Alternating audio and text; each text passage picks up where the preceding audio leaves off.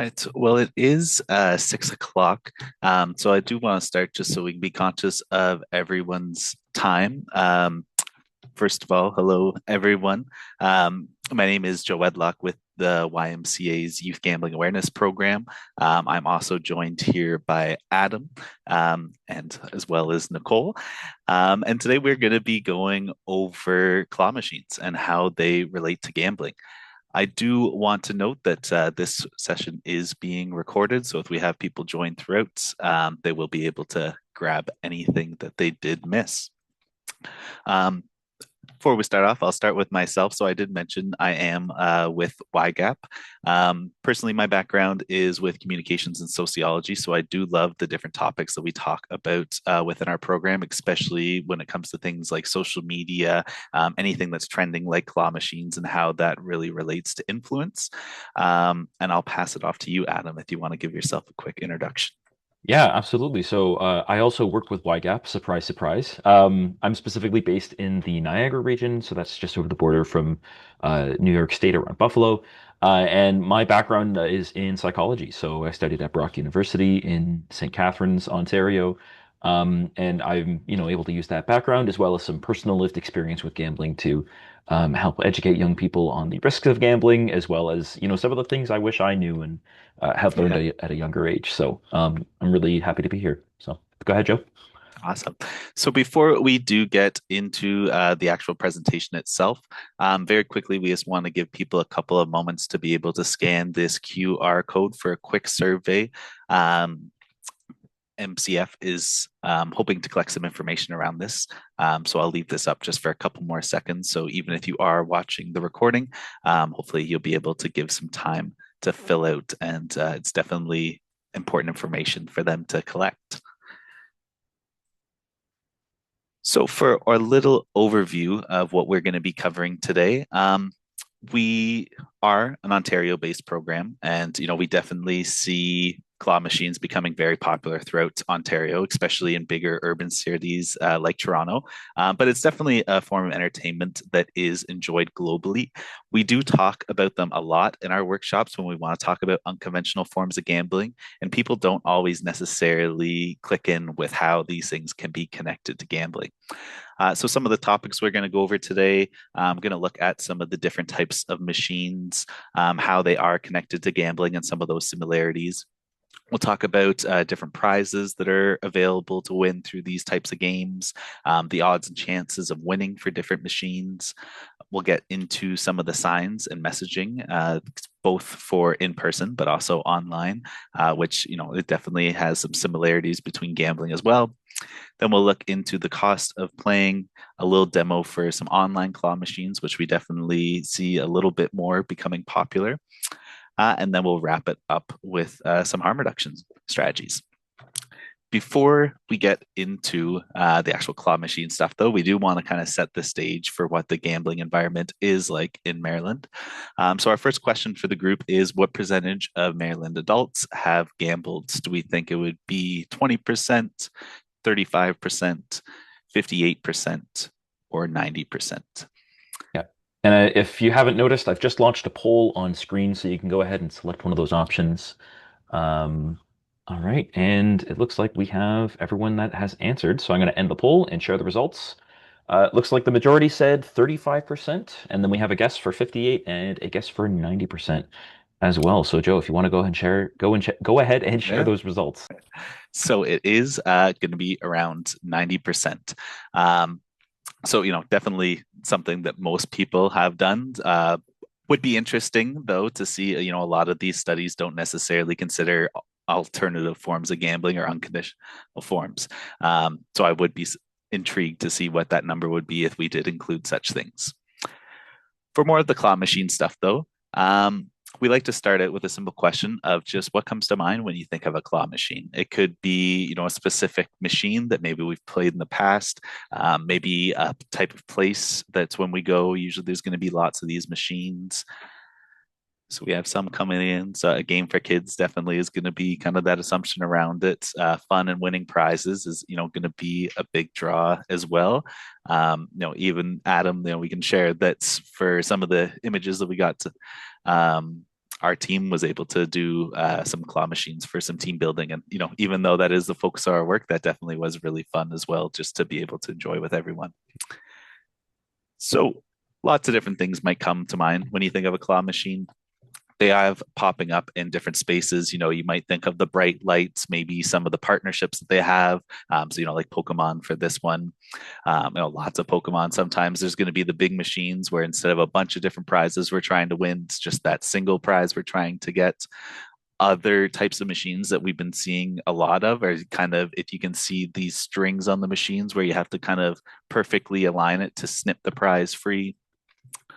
They are happening in many different places, though. Whether it be actual arcades, sometimes it's going to be the school, malls. On the image on the left here, this is actually a claw machine one of our coworkers got from a school. I will say this one is supposed to be a skill-based machine, and they do use it to raise some funds for the school.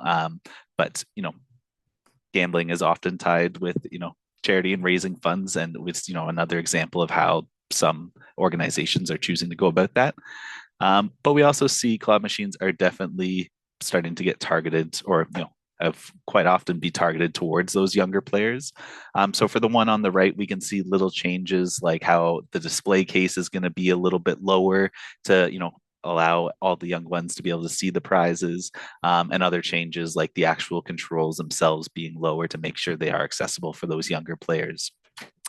So we do see machines popping up all over, and our program, as we'll get into, definitely can define these machines as gambling, but it often leaves people with the question of why are these machines allowed if we would consider something like this gambling. So to help kind of explain that, our next poll question is going to be, when was the first patent for a claw machine filed? So do we think it would be 1926, 1931, 1955, or 1963? All right. We're just waiting for. Oh no, we've got all our guesses in. So thank you for being on top of that, everyone. Yeah. So here are your results. The majority are saying 1955. We do have a guess for 1931. Um, but unfortunately, everyone who guessed is incorrect, Joe, if you want to show the Yes. results. So it is 1926 where we do see the first patent, and we will see it in a sec. So the first patent was for this Rabkin's Erie machine. I will say, when we were doing research for this, there has been, suggestions that machines were created before this, but 1926 is the year where we do see that first official patent get filed. But as we can see, this is kind of an example of what those basic machines used to look like.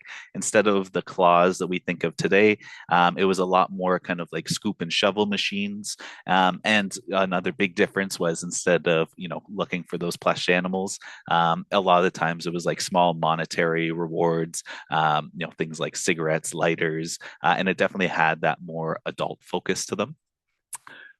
If we jump up to 1952, we start seeing some of the machines that actually more closely resemble what we see today. One of those machines was this iron claw machine, and it actually was deemed a gambling advice or device back then, because they saw it as something that's where skill is definitely, or sorry, where chance is definitely dominating over skill.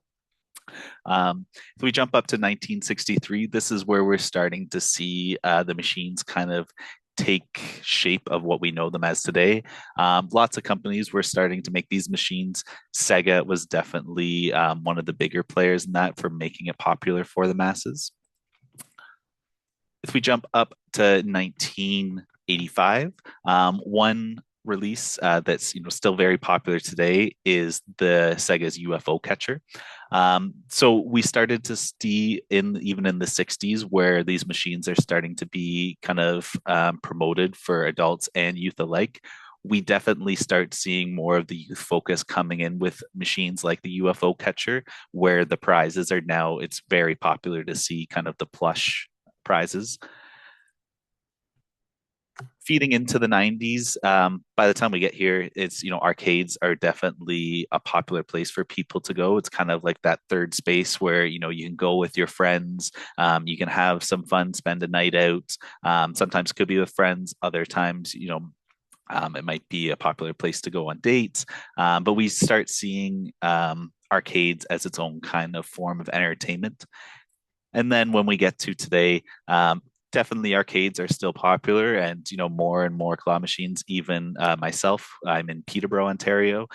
We in our local mall just recently got a claw machine store where it's just lined wall to wall with machines. There's no real attendance or anything, but it does get quite a bit of business. Obviously, machines have changed quite a bit throughout these years, but one thing that definitely remains the same is in all of these, right? We are betting with something. It could be actual money, could be arcade tokens. Sometimes it'll be points cards now. There's going to be chance involved.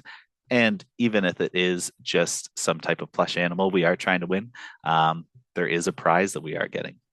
So I will, on that note, pass it off to you, Adam, to kind of Yeah, explain it for you. yeah, exactly. So the reason Joe was kind of highlighting those specific qualities is because when it comes to our program, we have a specific definition that we use for gambling, which is currently on the screen. So gambling is when you are risking something of value and you don't know if you'll win or lose.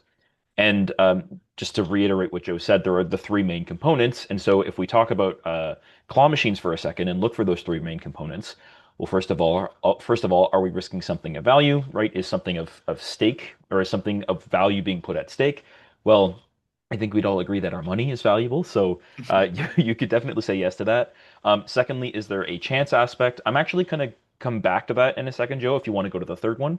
Yeah. And I think the prize part is pretty straightforward as well. Oftentimes people are playing these games. Historically, of course, they played them for things like cigarettes or change or for money. Nowadays, of course, it's for plushies and other certain toys. Now, if we go back to that chance bit, just for a second, oftentimes claw machines will present themselves as skill-based activities, but something that is not very, noticeable on the front line. You have to do a little bit of digging to get this information, no pun intended. Um, is that a lot of these machines can be calibrated in a way by the owners of the machines so that the claw might not actually behave the way we expect it to. I'm not trying to say or imply that these machines are rigged or that things are dishonest, but oftentimes, even if you are the most skilled claw machine player in the world, sometimes the claw is just programmed to let go, except for so many tries. And so that's where we meet that chance requirement when it comes to claw machines. So, Joey, I think you can go to the next slide now. Yeah. Yeah. Now, what's kind of interesting about this is there were some studies in the early 2020s. Crazy that we can say that already. Earlier in the decade, that actually reported that adults that experience problems with gambling, at least in the UK, were more likely to recall using these kinds of machines as kids. And that also that the more frequently somebody used it as a kid, the greater the gambling addiction or problematic gambling behaviors would be as an adult.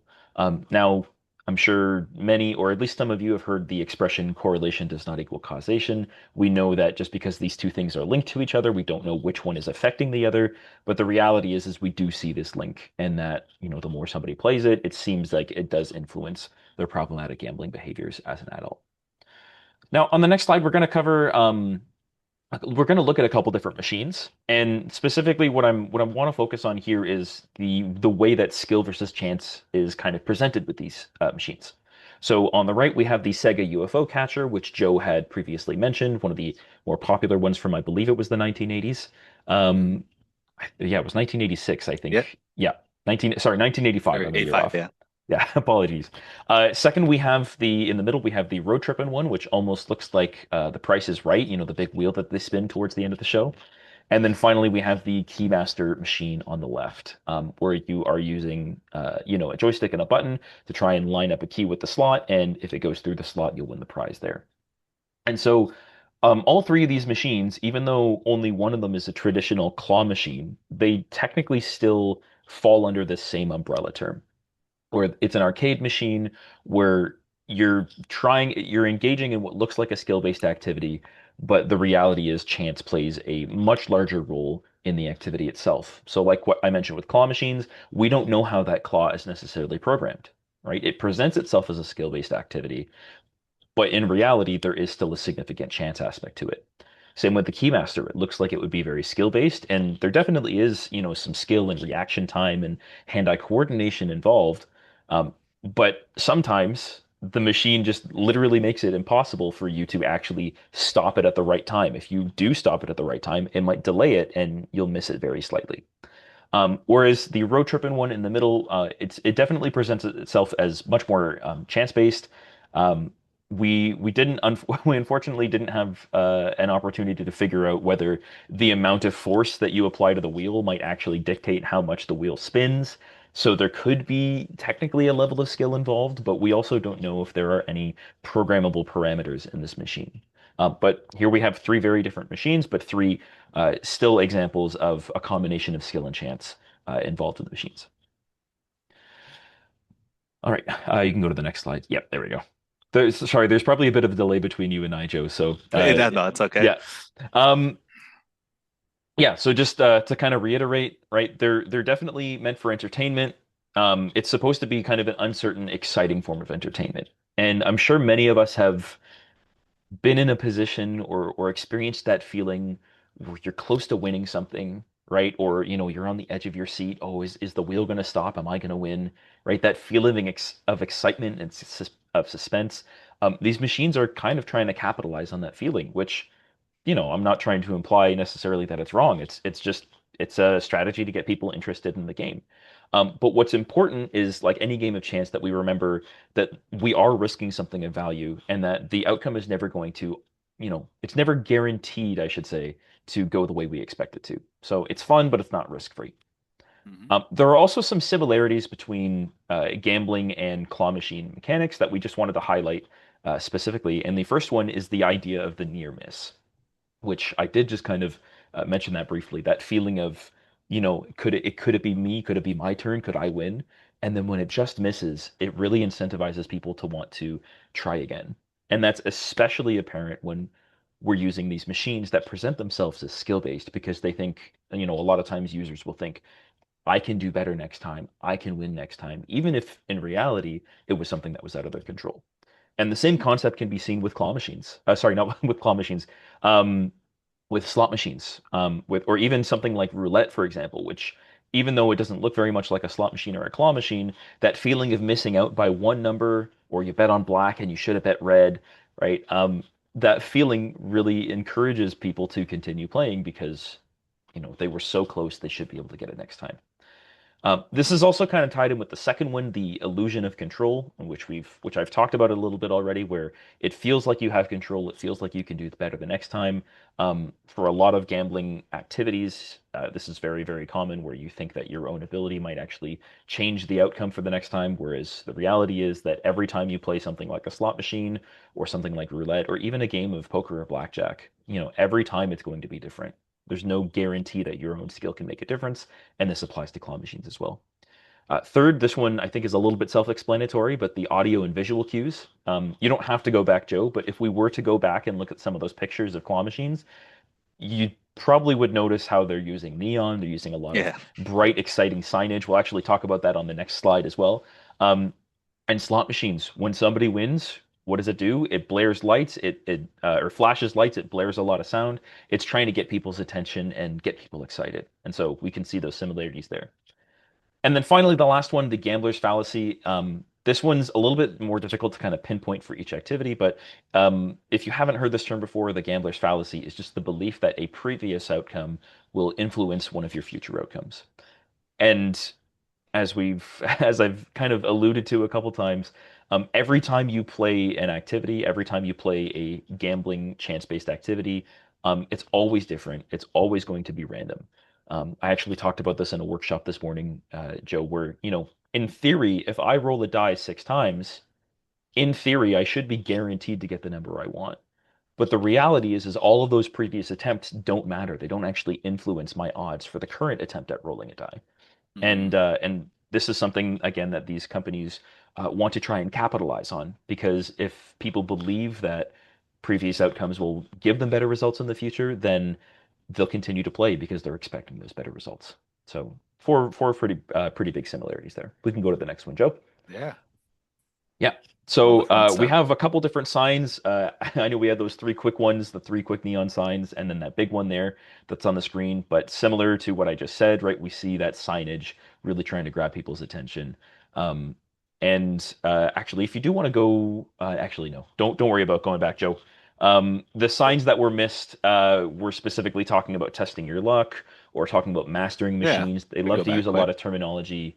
Yeah, there we go. So the first one we have, it's talking about praying to the toy gods, right? It's Yeah. kind of out of your hands. Whereas the middle one is definitely trying to imply, if you're missing 100% of the clause if you don't try, it's really implying that your own skill is more important. So it's interesting how even in the messaging we kind of have opposite messages being sent here. But really, some of them try to imply how exciting it is, while others are also trying to imply that it's skill based and you can kind of test your luck and see if you're capable of doing it, if you have the skills to be able to do these things. Once again, trying to appeal to um, to the target audiences. Now, another interesting thing with signs and messages, Joe, if you want to go to the next one, Yeah.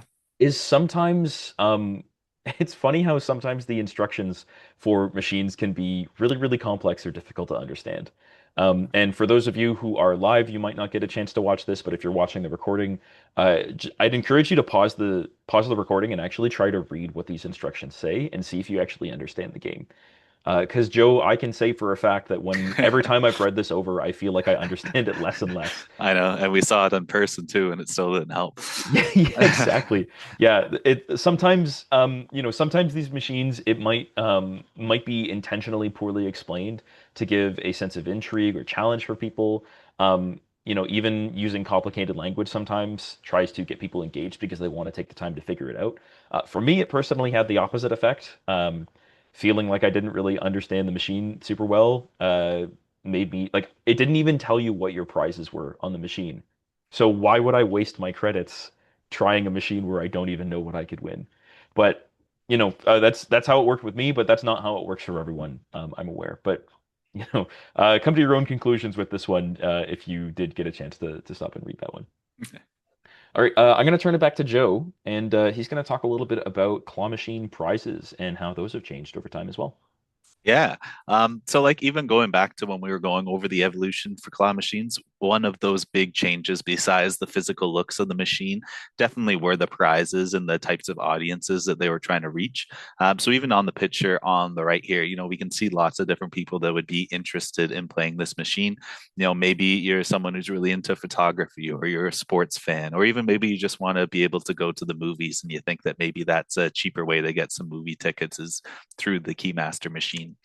But we want to talk about, prizes are definitely going to be the big draw for people wanting to play these machines. They are going to be that kind of ego booster, like we say. But, people really get that sense of accomplishment when they do win a prize. Not only is that excitement coming from, just, completing that challenge or that game or whatever it might have been, um, also, sometimes, especially if, it's a prize where, maybe it's one of the electronics where we see it as a little bit higher of value. We have that sense of accomplishment of, maybe we were able to get that for a cheaper price and being able to win. We just want people to remember that, it definitely can be exciting and be fun to try and get these prizes. And if it is within our budgets, people are more than welcome to engage in that form of entertainment. But especially for prizes where something like the hats or the stuffies, usually the operators of these machines are going to be able to get those prizes for a much lower cost. So even if we do think that maybe we got a really great value out of that experience for getting some of these prizes, a lot of people might end up actually paying more in tokens and tickets trying to get these prizes than for some of them if we would just kind of buy them outright, which we'll get more into later. Another interesting trend that we've been seeing in claw machines, and we'll also kind of look into this for the online claw machine demo in a bit, is sometimes the prize that we get from claw machines aren't actually the final prizes themselves. So if we take a look at the right here, at the bottom, we can see this plushie can be traded in as store credits. So some machines say we had the chance to win some of these blind boxes. Someone could win one of these blind boxes, and then if that's what they were happy with for the prize, they could take that home. For this specific arcade, though, they had lots of different figurines, different bigger prizes where if someone won a lot from the claw machines, they could collect all of those prizes together and then resubmit them back to the store for these in-store credits with the hope of getting those bigger prizes. So it definitely does, one way that we do see a little bit of, encouraged use. If someone is happy with getting one of these Pokemon figurines, it's great that they're able to win one of those. But if someone wanted one of those larger prizes, it's definitely going to take a bunch of these smaller prizes to be able to earn enough to get one of those larger items. Blind boxes themselves are also a type of prize that we do want to talk about. One very popular one that we've been seeing, and I'm sure people have heard, is the Labubus have definitely taken the internet and everywhere by storm. It also blind boxes though make it even more interesting because it kind of doubles down that element of chance that's in these activities. So even like with those Pokemon figurines, maybe someone wins, which offers that excitement. But now, since we don't know what actual box or what actual prize we're getting until we open up the box, maybe they get the figurine that they weren't wanting. So they want to play again to be able to get that collection. So there is lots of different ways where chance is getting additionally introduced into these activities. On the odds and chances of winning, it's going to look very different from the arcade that we go to, the types of games that we're playing.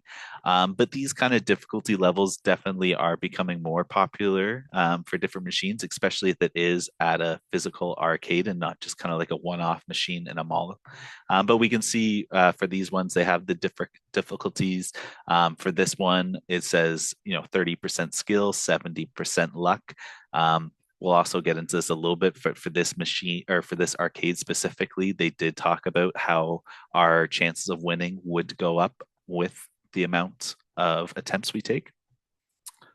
We just want to remember, like Adam mentioned earlier, though, there are going to be lots of different things that can influence our chances of winning.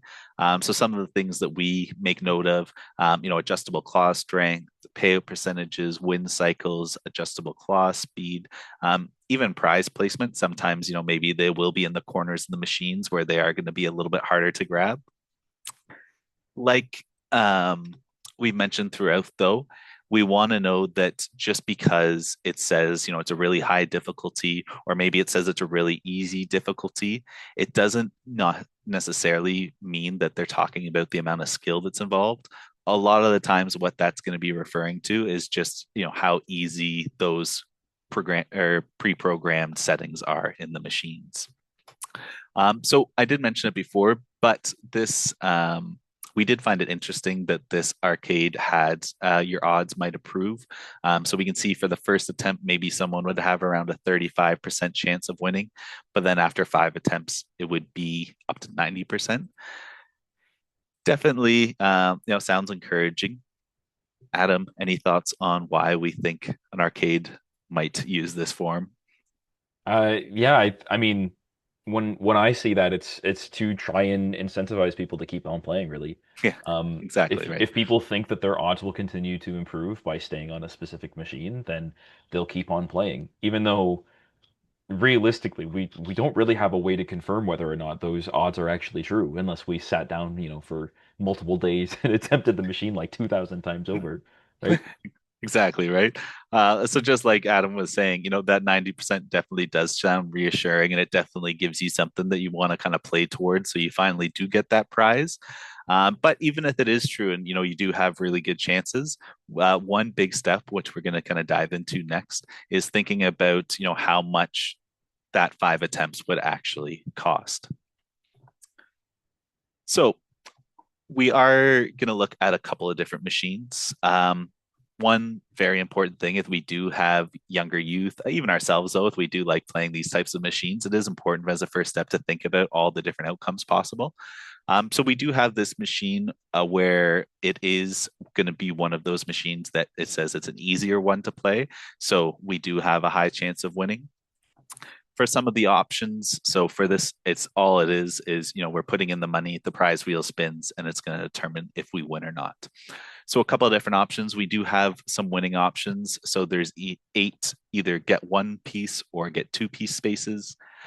So our odds of winning for that is going to be 8 out of 12. We do have two respin places that we could get. So, 2 out of 12 for that.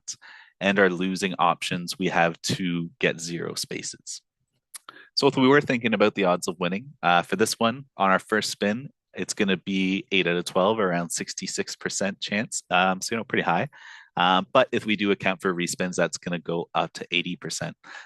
So, even though this is a machine, like I said, it's going to be a high chance that we are going to be getting something from it. A reason why we start or we want to start by thinking about the possible outcomes is, maybe with this machine, it is going to be a little bit more expensive to play because it's a higher chance we're getting a prize. Maybe this is a type of machine where, if we are with those younger youth, maybe we start at a machine like this so we can kind of give that excitement of, you are going to be winning a prize. But it's also an easy machine to kind of start that conversation about the odds of actually winning with them. Another thing, like I said, though, is with these types of machines, if we are starting here, typically they are going to be higher per attempt. So for this one, it's going to be 6 tokens for every single attempt. Like I said, there is going to be that chance that you are winning the prize. So, sometimes it could be a good place to start. But we want to make sure we know how much we are allowed to play in the game or in the arcade, sorry. So if we do have a budget where maybe if we do the 6 ones, we're only going to get to play a couple of different times, that is something we have to consider as well. For the number of tokens needed to play, it definitely is going to vary from machine to machine, place to place. We'll look at a couple of different examples of their different prices packaging. Usually, the thing that's going to indicate how much a machine costs to play, though, is going to be the value of the prize. So it could be, really premium prizes are going to be costing a lot. Or sometimes, like I said before, if the machine has a high guarantee of a prize, usually they're going to be a little bit higher as well. It is very easy for us to just start playing though, and as soon as we enter the arcade, just kind of get sucked into that excitement. So even for adults, we do encourage making sure we set up that budget beforehand, and we will kind of look at that a little bit more. Before we get into there, though, I do want to pass it off to Adam for our next poll question. All right, yeah. So I've just launched it. So the question is, which strategy do we tend to find? Sorry, which strategy is safer or more effective when it comes to engaging safely with gambling or any kind of, I guess, claw machines, for example, setting time or money limits. So I see we've got a couple of answers so far. I'll just give it another moment. All right, looks like we're good. And our results, we have the majority saying money limits this time around with one vote for time limits. And so, Joe, if you will reveal the answer for us. Yeah. So it is money limits. I will say, ideally we are doing both. And this study does come actually when they were looking at in-play betting for sports. Still, though, in the sense of going to the arcades, we would recommend the same. Just because, you could say that, you're going to limit yourself to 20 minutes at the arcade. Someone can spend a lot of money in that amount of time, especially a child very excited to be able to win some prizes. So we do want to, once again, just set up those budgets beforehand. If it's, if we can have access to the pricing beforehand, it's going to be even better for us to plan ahead. But we'll look into some kind of recommendations we have for budgeting around that. So the first bit is going to be kind of understanding the dollar to token exchange rates. So we do have just a couple of pictures here on the right, so you can just kind of get an understanding of what different people are offering. One common type of thing that we do see is the idea of members versus non-members.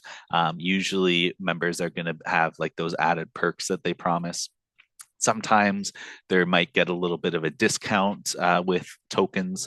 So for this one, we can see, for a non-member spending $20, you're going to get 20 tokens. If you're a member, you're getting 4 extra tokens. Usually it increases with the amount of money we're spending as well. This will be from the online claw machine, some of the packages that they offer that we'll get into later.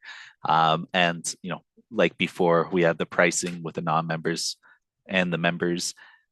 Similarly, throughout, the more we're spending, typically there's going to be some type of discount where we're, offered additional coins. This is all just, to incentivize people to spend more.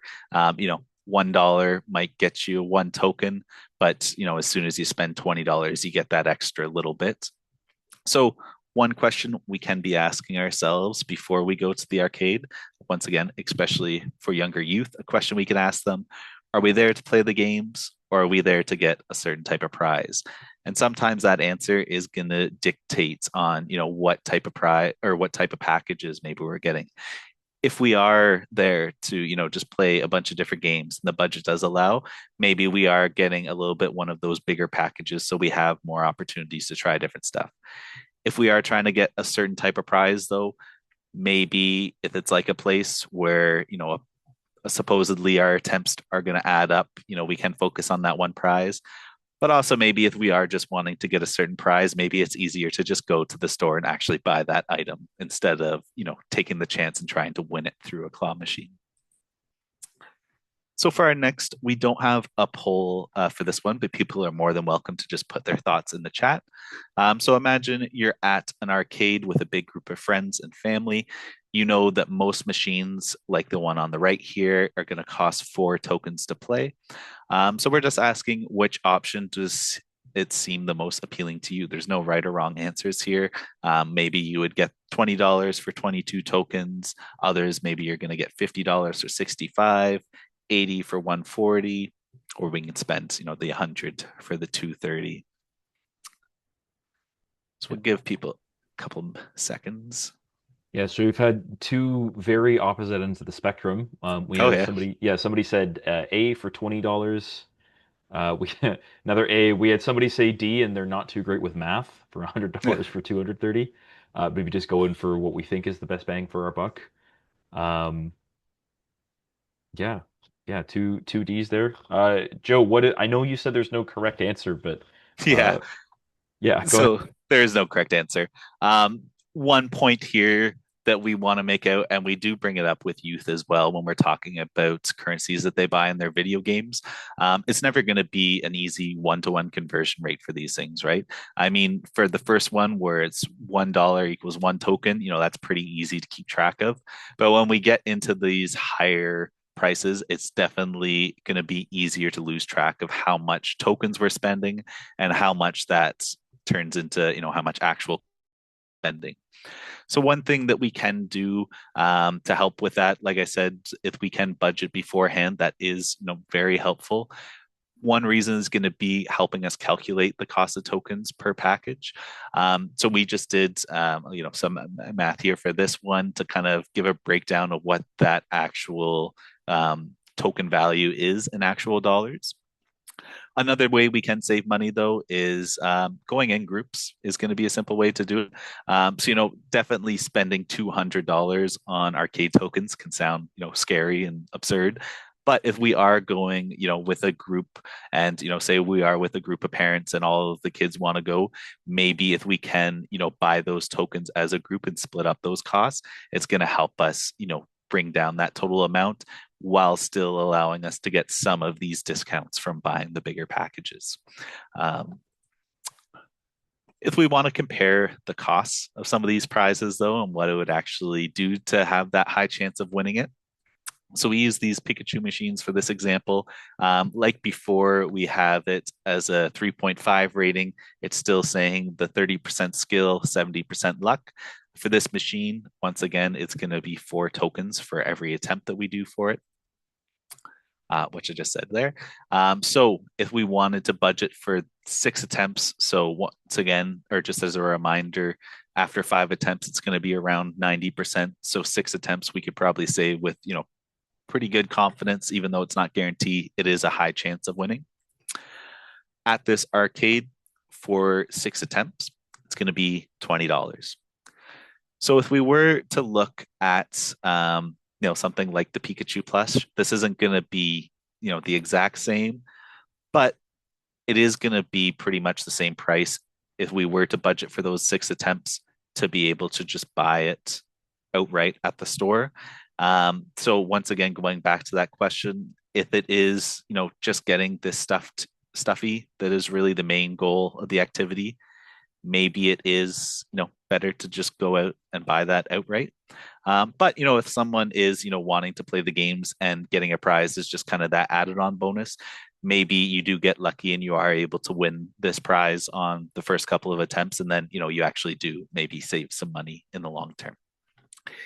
So something like that, for the branded prizes or more kind of recognizable prizes, it's definitely important to consider.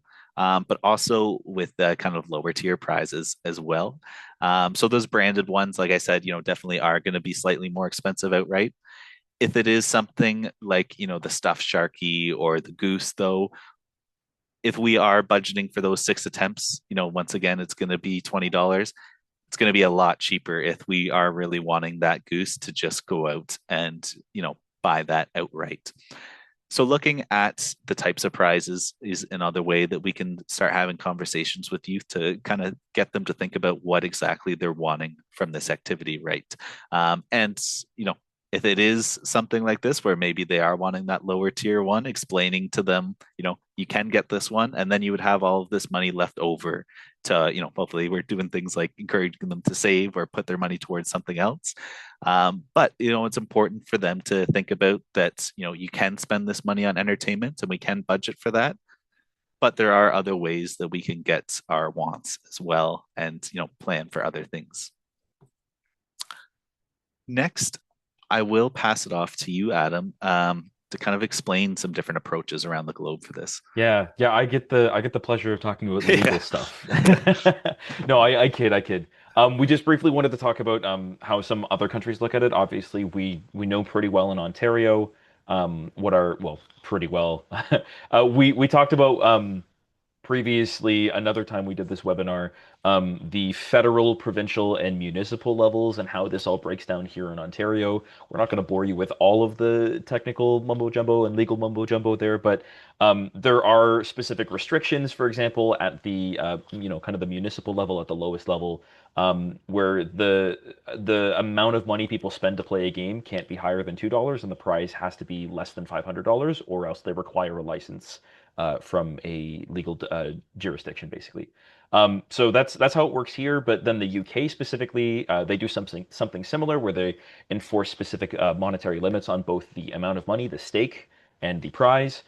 Brazil specifically, they only authorize skill-based claw machines. So any kind of machine that can be calibrated and can include a chance-based portion to the claw machine, at least to our understanding, those machines are not allowed. The screenshot on the right, that is not taken from a game from Brazil. That's the one that Joe mentioned earlier that our coworker had seen at the school, but that's the kind of machine that you could see in Brazil where it's very clear that this is skill-based, it is not rigged, and it has no preset payout ratios. And then finally, in Taiwan, I forgot to grab this. I wanted to read it directly because I thought it was really interesting, and it would be really good to hear it specifically. But in 2019, Taiwanese legislators discussed requiring claw machine arcades to allow the regulations for video game arcades, stating that they cannot be built within 50 meters of junior high or elementary schools, high schools, vocational schools, or hospitals. So they're very, very strict on even where these kinds of machines can be placed, which I thought was very interesting. So it's just kind of unique to see what other countries around the world are doing to try and regulate and even enforce in some cases how these machines are being used.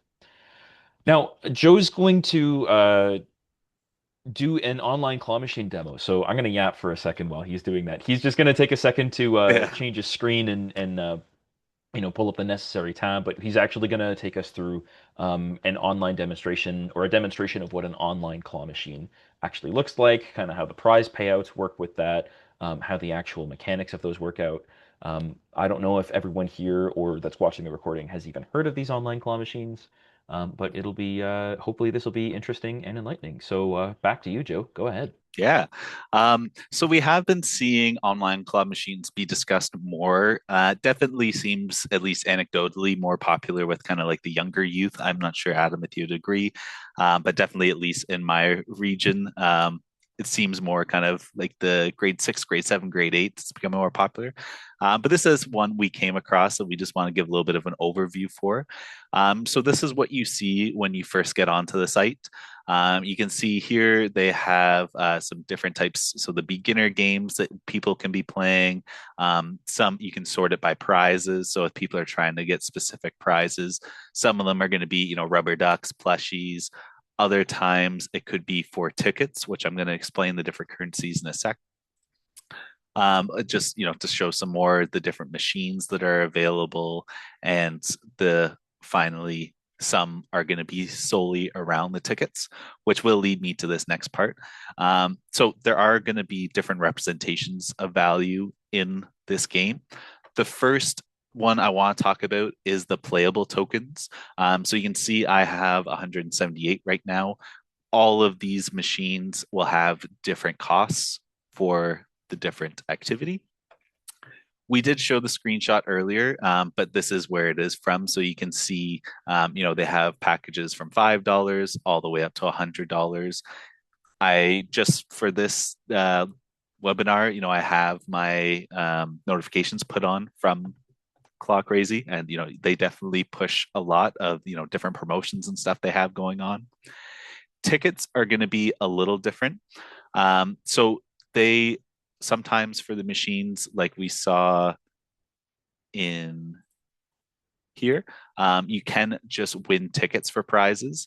So if we are playing for tickets, it is for some of like the bigger prizes they have. So in the past, they've promoted like Nintendo Switches, different video games, and also other stuff, just kind of like snacks and stuff that people can get. So you do have to start by buying these types of tokens, and then you can play all the different prizes you want. I do want to try and show some of the prizes. So unfortunately, it's not coming up right now because um, certain locations, if they don't offer or they don't allow for these prizes to happen, it doesn't always pop up. But for some locations, you are able to win gift cards with your tickets. So for these, it was everything from like Amazon to restaurants. So they had a bunch of different gift cards that people could trade in their tickets for. And similarly, I don't, once again, it doesn't show from my location, unfortunately, but this is where you would see the higher tier prizes that people could get. Luckily, we still should be able to play some of the games, though, to be able to see what they actually look like. So let's say we want to get perfect. So it doesn't seem like they're, oh, so we do actually have a queue. So an interesting thing about claw machines is sometimes, just like it is here, you will be asked to join a queue. So I will join the queue for this one. We see that Brandon is playing right now. Kind of going back to what Adam was saying earlier, though, about past results dictating future ones. It definitely is common for some people to, see someone win and, they want to play again because they want to try and win as well. So if you do notice, I am controlling this machine with the D-pad here on the right, and it does control the physical machine. Some other things I can do, I can switch up the camera angles so I can maybe try and line it up perfectly. Some things that students have said to me in the past before that they've done is, they try and line it up right near the edge. So even if it does kind of wiggle free, it still goes through. So we'll see if I get anything this time. Nope, nothing for that one. But I will play just a couple other games so we can see kind of what it does look like. So sometimes there's going to be those actual ones we're getting. Like I said, I can do one of the ticket ones just to see. So for this one, it's a little different where we're just trying to get the little ticket prizes, and then we have to get it to land. See any luck? No dice for that one.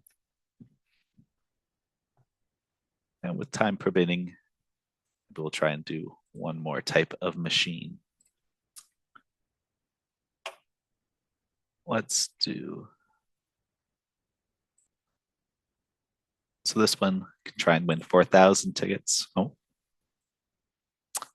So for this one, I should have mentioned too, you can see some of them are going to have the little diamonds up there. So these are going to be like premium machines for members. And we can get into that for a sec. So this one we also need. So I do not have the extra one. Maybe here we go. This one's a little different for some.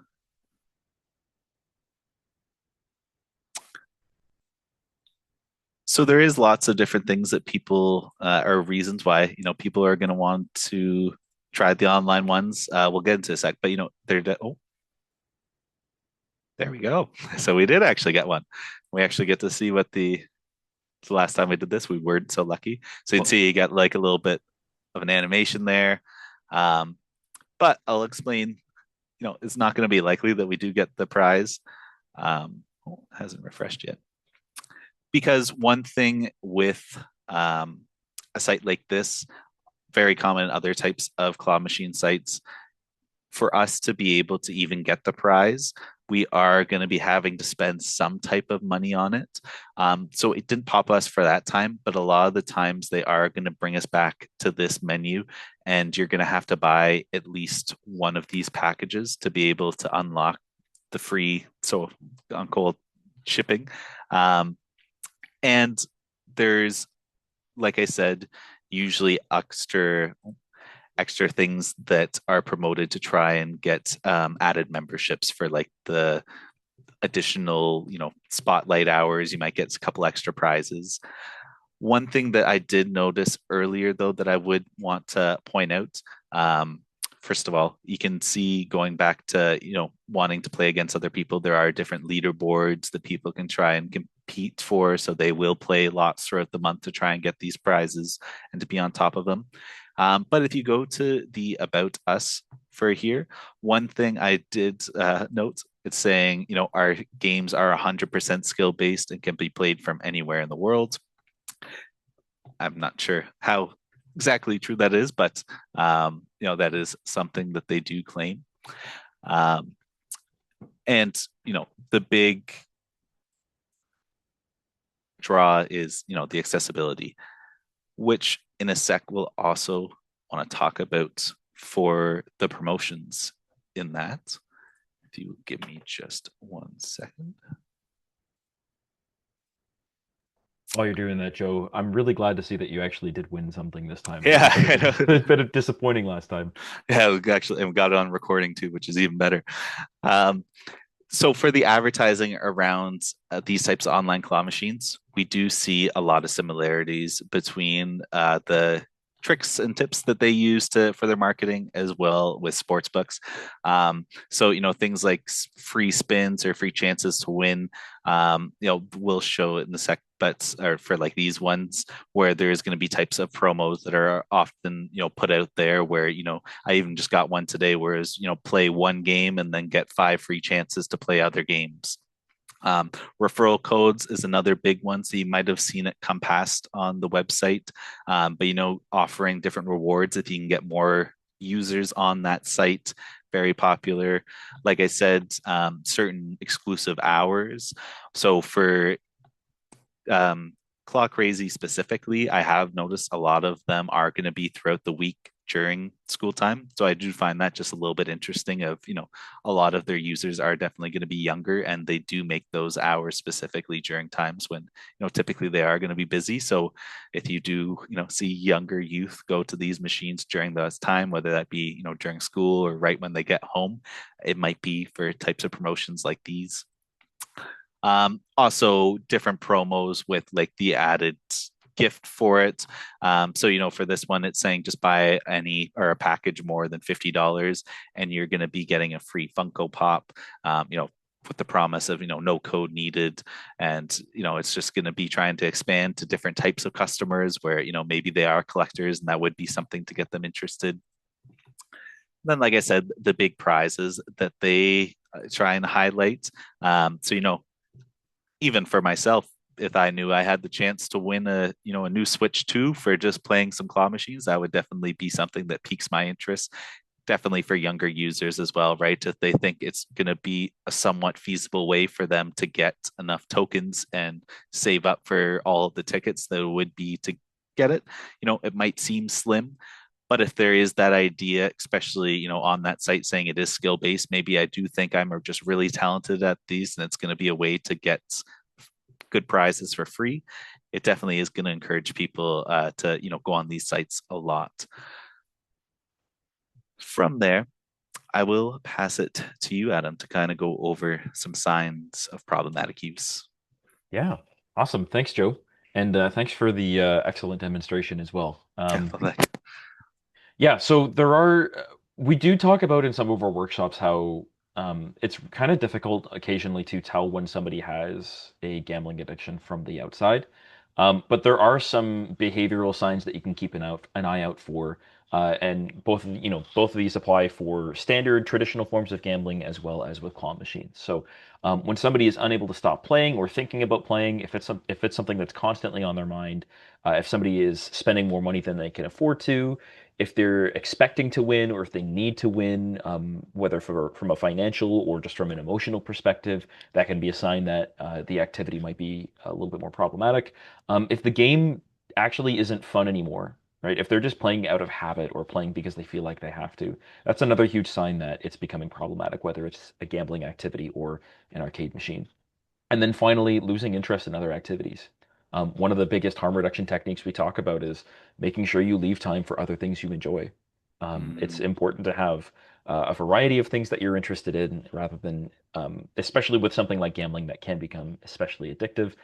We want to make sure that we're having a variety rather than becoming exclusively focused on that one activity. Now, we're also going to shift gears a little bit. Even though we are based in Ontario, we do have some trivia questions for you based on Maryland. I just have to find the correct poll. Yeah, there it is. All right. So I've launched the poll for you. What percentage of adults in Maryland actually meet the criteria for having a gambling disorder? So we've got 1%, 2.5%, 3.9, or 5.7. And I don't know about you, Joe. It feels a little bit weird. I know we know what the answers are, but seeing this yeah. for the first time, it felt a little bit weird seeing a statistics question like And this and used to not knowing the Ontario. answer. Yeah. But looks like everyone is taking a guess, so I'll share the results. Most people are saying 2.5%. We had one person say 5.7, and fortunately for that person, congratulations, you got it Mhm. correct. Um, yeah, so according to a 2024 study, 5.7% of adults in Maryland have actually meet the criteria for having a gambling addiction or a gambling disorder. And just for some extra context, we have those stats on the right side of the screen. So the population of Maryland is about 6.26 million, with 4.8 million being over the age of 18, which means, according to the math, about 273,000 people in Maryland alone actually meet the criteria for a gambling disorder. So, um, very much is a prevalent problem still even in Maryland. You can go to the next one. Now, kind of a follow-up question. This one is not just about gambling specifically, but what percentage of sports bettors in Maryland specifically meet the criteria for a gambling disorder? So we know it was 5.7 for standard gambling. It'll be interesting to see if it's lower, higher, or the same. So that poll should be up for everyone. Just gonna wait a minute for people to answer. All right, so far, okay, we almost had different answers for each one. Yeah. All right, no one said 5.7. Maybe that was two on the nose. We Yeah. had one for three, one for two for eight, and one for 15. If you want to go ahead and share those results, Joe. Mhm. Yeah, so 15% of people that engage in sports betting actually meet the criteria for a gambling disorder. And while before I move on to the part on the right, while sports betting is, we're doing this whole presentation on claw machines and stuff like what is the connection here? But we specifically did want to highlight, especially, with online betting and with how that's become especially popular in recent years. I know here in Ontario in 2022, 2021 it was legalized, and 2022 advertising for it was legalized, and we've seen an absolute explosion in popularity in online sports betting here in Ontario, and I imagine I believe rather that something similar has happened in Maryland. And so, similar to how these online claw machines can be really, really appealing for young people, or just people in general, sports betting and the kind of increased appeal and the increased accessibility that exists with the fact that it's online. Um, we can kind of extrapolate these statistics and maybe if we applied them to arcade machines and online arcade machines, it would be interesting to see if there was a difference between, in-house versus online sports betting. Um, but yeah, young adults and those who gamble online, sorry, via online or mobile sports betting specifically are at higher risk. So for mobile sports betting, it was around 20%, versus the 11%, or sorry, 11% of people who engaged in in-person sports betting would might actually qualify for a gambling addiction. So almost twice the rate. So pretty significant difference that we see just with online gambling. And Mhm. it's part of why online claw machines can also be pretty risky. Joe, I think you're good to go to the next slide. Just want to make sure I've got my notes in order here. Um, yeah, I've kind of already touched on this. I jumped the gun a little bit. I do apologize, but so has online and mobile sports betting participation increased in Maryland since its legalization? The answer is yes. So in 2024, it jumped to about 12%. Reported 12% of all adults in Maryland reported betting via online or mobile sports platforms, whereas in 2022, this was only about 3%. So pretty significant increase between 2024 and 2023, but Mhm. an absolutely massive difference between 2022 and 2024. So once again, right, that increased accessibility, both with claw machines, both with and also with online sports betting. Um, we imagine that these trends would probably be pretty similar for online claw machines as well, if that research had been done. All right, we got one more poll for you. This one, you got a 50-50 chance of getting it right. Yeah. And so in Maryland, which age demographic do we think is at a greater risk of developing a problem with gambling? So we've got teenagers, which I believe would be anybody under the age of 18, so from 13 to 17 or 18. And then we've got our adults, which would be 18 plus. And it seems pretty unanimous. Yeah. Yeah, everyone voted for teens, and it's a good thing you did because Yes. congratulations, it is teenagers. Um, Now, what's interesting, we have a similar stat that we share in our presentations, Hmm. for Ontario specifically, but it looks a whole lot different than it does for the Maryland stats. So, in Maryland, we had that 5.7% from earlier, but apparently 17.5% of youth at the high school age level reported gambling in the 2022 to 2023 school year. And what's crazy is similar even in Ontario. This is before the legal age where you're even allowed to bet. And if you think all the way back to the beginning of the presentation, when I talked about how claw machine usage oftentimes predicted problem gambling in adulthood, and how there was a correlation between increased usage and more severe problem gambling. Um, it's interesting to consider how these kinds of machines might have influenced this as well, and how now that both these machines and online sports betting are becoming more accessible to this age group, how this might have driven up the numbers more recently as well. And another note, it's already on the screen there, but this is also not even considering these unconventional forms of gambling like claw machines and arcade machines. So it would Hmm. be interesting to see as well how much higher these numbers might be if those kinds of behaviors, if those kinds of metrics were included in the stats. But still, that's pretty substantial, pretty significant. Hmm. Now, we've been talking. Joe's talked number of times already about starting having conversations with your children, with youth that you're already in touch with, and so we have a list of questions. And if you are checking this out via recording, you have them right here. You can pause and use them at any time, or take a screenshot. But um, Joe's said made mention of a couple of really good ones already, but I really like, number three, for example. How do you decide how much money Yeah. is reasonable to spend on a game? I think that's a great question to be asking kids because not only is it getting them to kind of think critically about the activity, but it's even getting them to think critically about their finances. Or at least that's the hope, that they'll think about, how much is my money actually worth, and how much do I think the prizes are worth to me? Um, so I think that's really, really a really excellent question. Another one I really like is number eight. How do you I was know it's gonna a say good time? that. Yeah. You were going to say that? Yeah, no, go ahead though. So yeah, sorry. How do you know it's a good time to stop playing, right? Another really, really great question. Um, to kind of get people to think critically again about setting time limits, which is a really important harm reduction strategy when it comes to gambling, even as an adult, right? Setting time and money limits is one of the most important things we can do when it comes to safe gambling. So I'm not going to read the rest of them, but those are just two of them that kind of stuck out. I don't know if there are any, Joe, that stick out to you specifically besides the one I stole. Those, yeah, and I won't say I eight is definitely one that I definitely love. It could be used for claw machines, could be used for video games. Hmm. Um, Another one, just very quickly, that I do like talking about is trying to get, or sorry, number seven of what might be the difference between playing for fun and winning a prize. We already went over it in the beginning, so I won't cover up too much. But just getting them to think about what they're actually hoping to achieve from that activity that they're doing. Yeah. But like Adam said, this is here for people in the recording. Yeah. One Also, we I'll oh, let you go. go ahead. Keep going, Joe. Go ahead. So one more resource or that we do want to talk about is we do actually have a video on claw machines.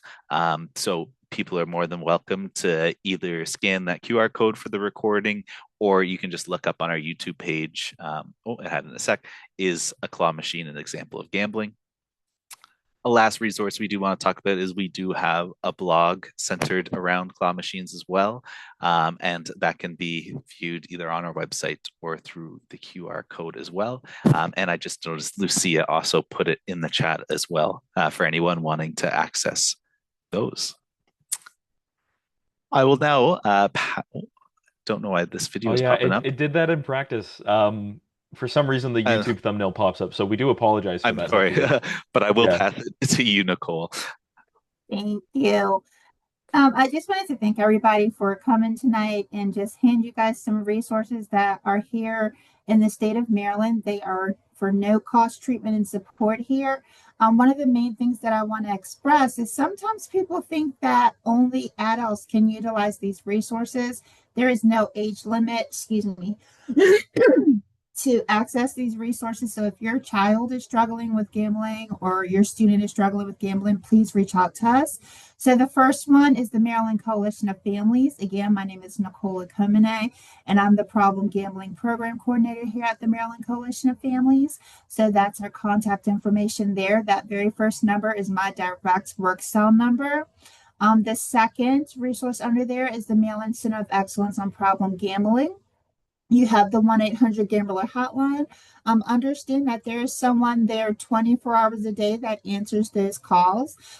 So don't, even if you don't speak English, they can get you connected to support in your own language. The next is Gamblers Anonymous. That's for individuals who struggle with gambling challenges. And Gamanon is for the family members, loved ones, or concerned others of an individual who's struggling with gambling, just to get some additional support there. So there is all of my contact information. Before you go, if you would please scan that QR code. We just have another quick post survey after you guys have heard this really awesome presentation. We also, before you go, I want to let you know about the hashtag campaign, which is Don't Bet Yet MD. That hashtag is geared towards all of our students here in the state of Maryland. And the goal of that is to inform them about gambling harms, inform them about making good decisions, and just kind of giving them a voice to advocate for themselves as students against gambling and gambling harms. So you can reach out to us for more information on that. Otherwise, if you have scanned the QR code, I just want to thank you all for coming. Thank you, YGAP, for doing this awesome presentation Yes, for us. I really thank you for appreciate having it. us. Yeah, it was our Thanks. pleasure. Thank you. Sorry, I was Um, racing to unmute. Yeah, I share that sentiment. Thank you so much for allowing us to come and present. We had a good time. Yes, Anytime. it was a blast. Um, okay, so if you've scanned the QR code and you don't have any more questions, once again, we thank you all for joining us tonight. We hope you learned something valuable and that you can share with your friends in your community. Mhm.